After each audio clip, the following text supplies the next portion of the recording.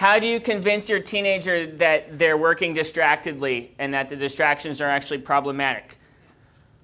Well, you show them that fun experiment where they had kids try to learn stuff with their phones in sight and failed miserably, right? If you can see your phone, it's distracting, even if it's off and face down. If you can see it, it's distracting.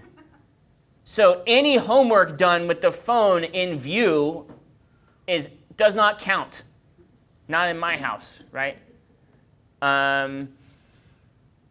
Any music is contraindicated. Music is contraindicated. Show them our boy Steve Chu's video. There's one on there that talks about how music does not go with schoolwork.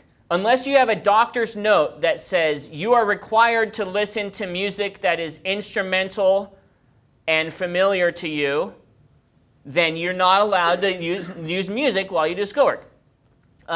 Whatever your friends want from you, you can satisfy for them to an even fuller degree if you do it when your homework is done.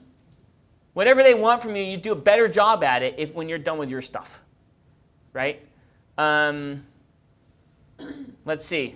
What else? Well, so they have to have you have to first get them to think about here's the first question. If you could wave a magic wand and get A+ on everything, never having to do any work, what would you do with your extra time? And then you get them to make a list of things, and then that's where you start. So trying to make it emotionally safe for people to work without distraction.